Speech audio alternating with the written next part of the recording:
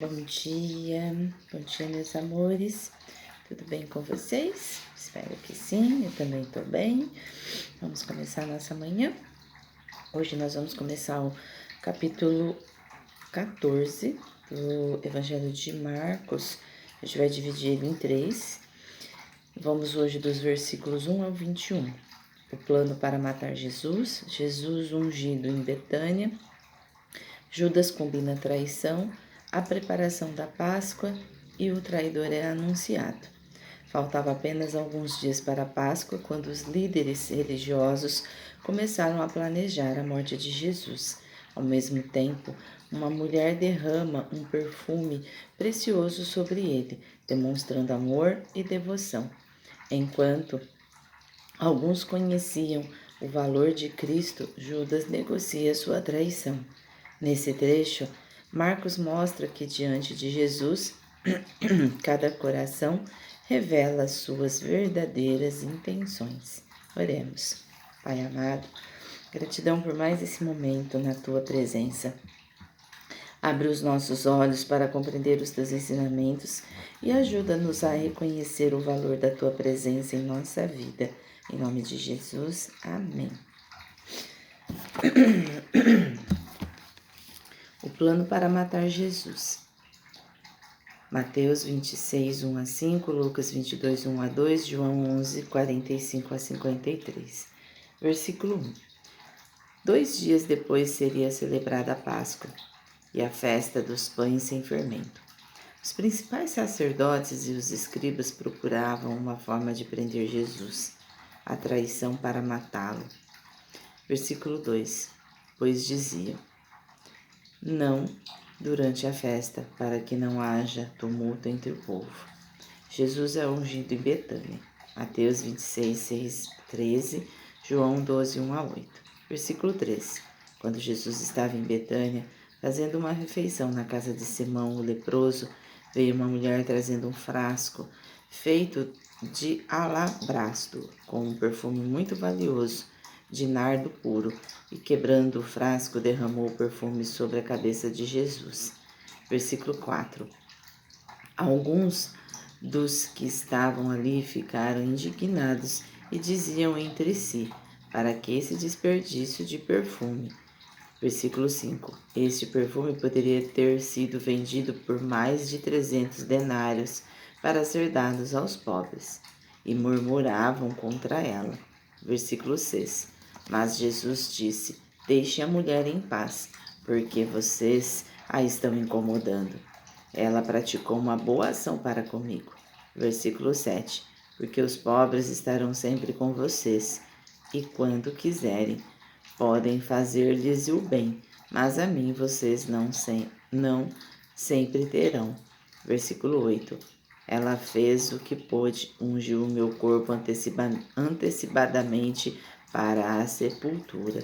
Versículo 9. Em verdade lhes digo que onde for pregado em todo o mundo o evangelho, também será contado o que ela fez para a memória dela.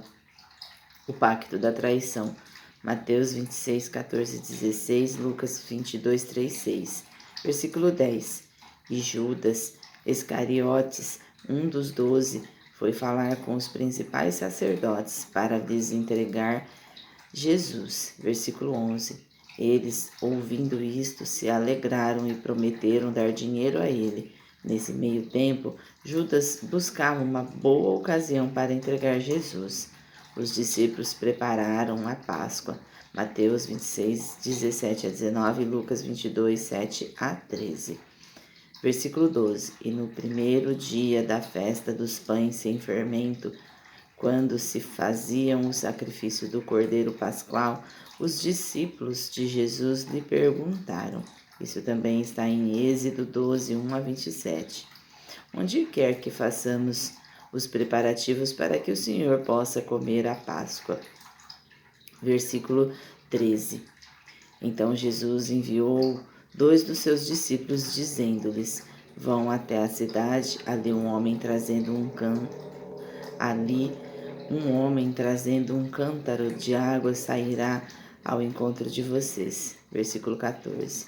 Sigam esse homem, digam ao dono da casa em que ele entrar que o mestre pergunta onde fica o meu aposento, no qual comerei a Páscoa com os meus discípulos. Versículo 15. E eles lhes mostrará um espaço cenáculo mobiliado e pronto. Ali façam os preparativos. Versículo 16. Os discípulos saíram, foram à cidade e acharam tudo como Jesus lhes tinha dito. Prepararam a Páscoa. O traidor é indicado. Mateus 26, 20 e 25, Lucas 22, 21, 23 e João 13, 21 a 30. Versículo 17. Ao cair da tarde, Jesus chegou com os 12. Versículo 18. Quando estavam à mesa e comiam, Jesus disse: Em verdade lhes digo que um de vocês, o que come comigo, vai me trair. Versículo 19. E eles começaram a entristecer-se e a perguntar-lhe um: por acaso seria eu?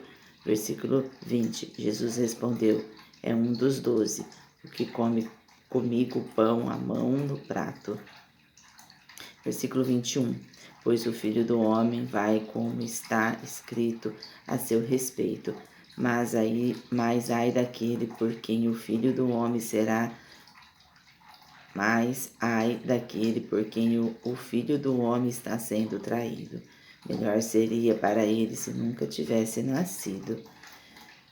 Isso também está em Salmos 41, 9. E hoje a gente encerra a nossa leitura, para que amanhã a gente continue a nossa leitura. Analogia. Nesse capítulo, vemos atitudes completamente diferentes diante de Jesus.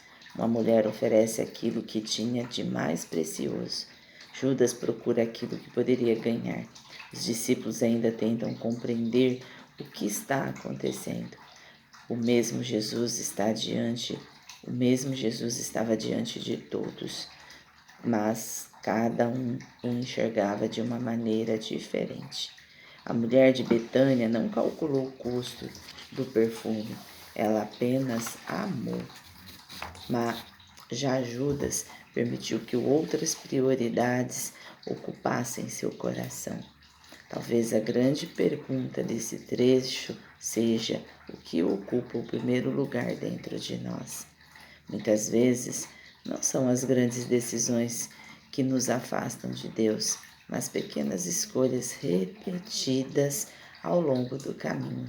Por outro lado, pequenos gestos de amor e gratidão também podem transformar uma vida inteira. Jesus conhece profundamente o coração humano e nos convida todos os dias a escolher permanecer ao seu lado. Amém? Muitas vezes, todos nós temos contato.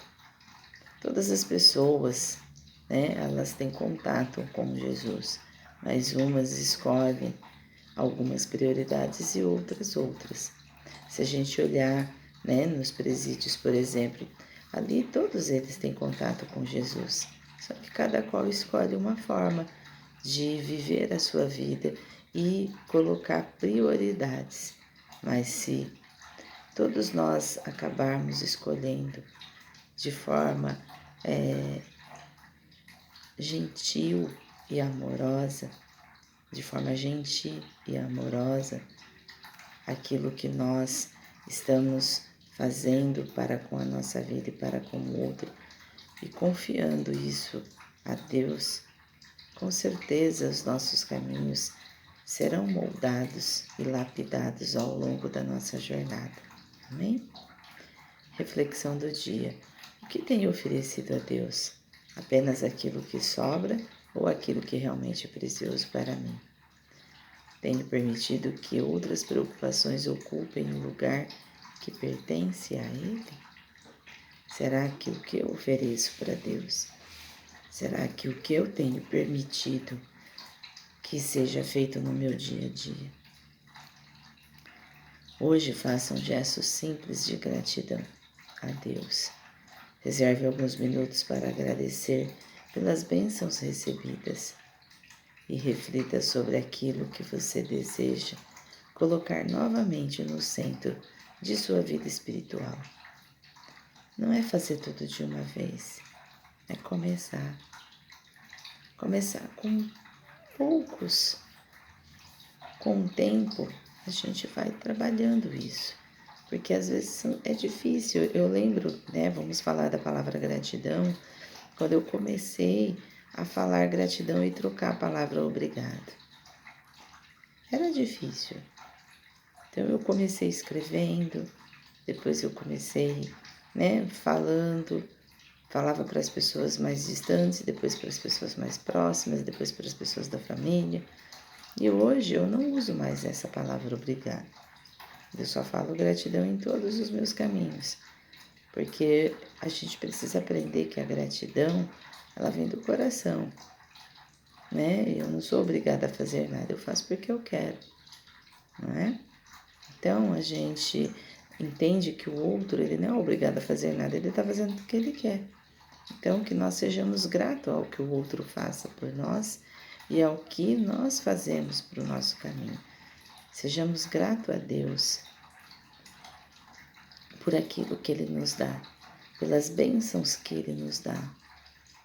E que possamos colocar no centro da vida espiritual aquilo que realmente tem a ver com o nosso propósito de vida, com o caminho de vida.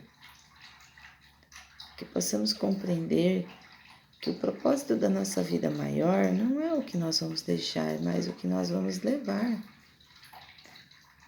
Será que eu estou trabalhando nessa lapidação dentro do que eu vou levar? O que será que eu vou levar quando eu for embora dessa terra? Será que eu estou dando prioridade para isso também? Será que isso ele tem um peso maior de prioridade no meu coração? Será que o que eu vou levar dentro de mim também tem peso e medida dentro de mim e na minha vida? Às vezes as pessoas falam assim, depois que eu aposentar, eu vou buscar espiritualidade. Mas será que você vai chegar até lá? Então a gente precisa viver o equilíbrio, a matéria e o espiritual. A gente precisa ter equilíbrio constante, diariamente, olhando para o conhecimento, para o autoconhecimento e buscando compreender que tudo está dentro de um caminho que nós escolhemos. E que isso precisa estar alinhado dentro do corpo e do espírito. Oremos. Senhor Deus, gratidão pelo teu amor e pela tua presença constante em nossa vida. Ajuda-me a manter meu coração firme em ti e reconhecer todos os dias o valor da caminhada ao teu lado. Que minhas escolhas revelem amor, fidelidade e gratidão. Em nome de Jesus, amém. Que possamos ter uma ótima semana, cheia de perspectiva, em vosso nome e em vossa presença. Aquilo que ocupa o nosso coração revela o verdadeiro valor que damos a Deus.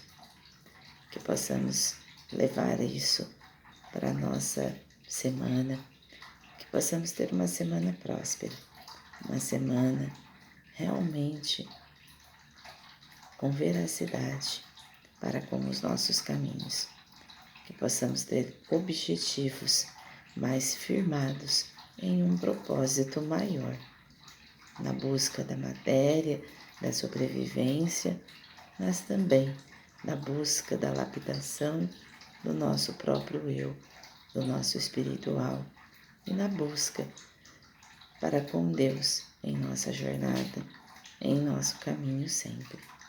Até amanhã, que Jesus os abençoe. Passou uma... Até mais.